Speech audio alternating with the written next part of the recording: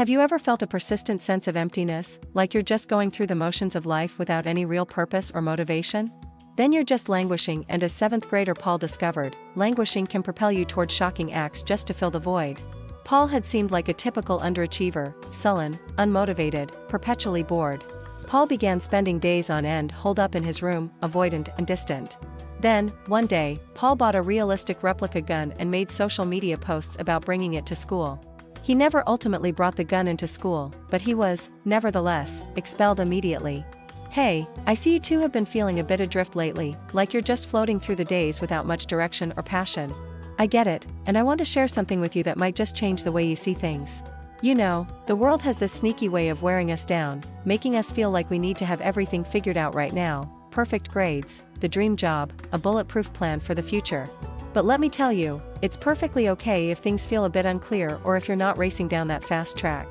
There's this book, Languishing, by Corey Keyes, that talks about something many of us go through but rarely talk about. It's this feeling of being stuck, not really sick but not thriving either, just languishing. It's like you're going through the motions, but not really engaging with life. Sound familiar? Here's the kicker, languishing isn't about being lazy or unmotivated by default. It's more about feeling disconnected from what brings joy and meaning to your life. And it's not just you, it's a common thing, especially with how the world is today.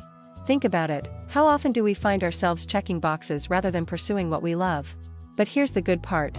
Just like there's languishing, there's also flourishing, feeling connected, engaged, and fulfilled. And the journey from languishing to flourishing? It's not about chasing fleeting happiness but building a life that feels meaningful and rewarding. First off, consider reconnecting with learning. Not just school stuff, but anything that piques your interest. When was the last time you got lost in something just because you loved it? That's where you start rediscovering your spark. Then, think about the people around you. Relationships, real, meaningful ones, are like anchors. They keep us grounded and connected. Reach out, rebuild old connections, make new ones. Community isn't just about having fun, it's about feeling part of something bigger. And here's something else, spirituality or mindfulness. I'm not necessarily talking religion, unless that's your thing. It's more about finding peace within yourself, feeling part of the larger flow of life. Meditation, nature walks, whatever helps you step back and see the bigger picture. Now, let's talk about purpose.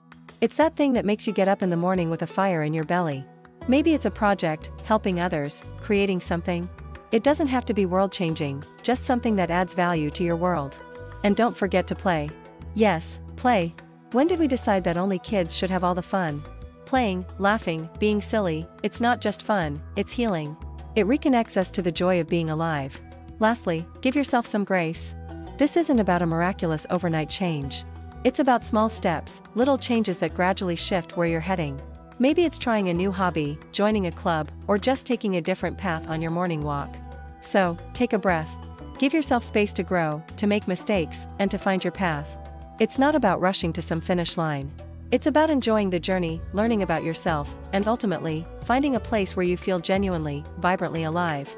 I believe in you, and I'm here for you. We'll figure this out together, one step at a time. And who knows? The person you become might just surprise us both.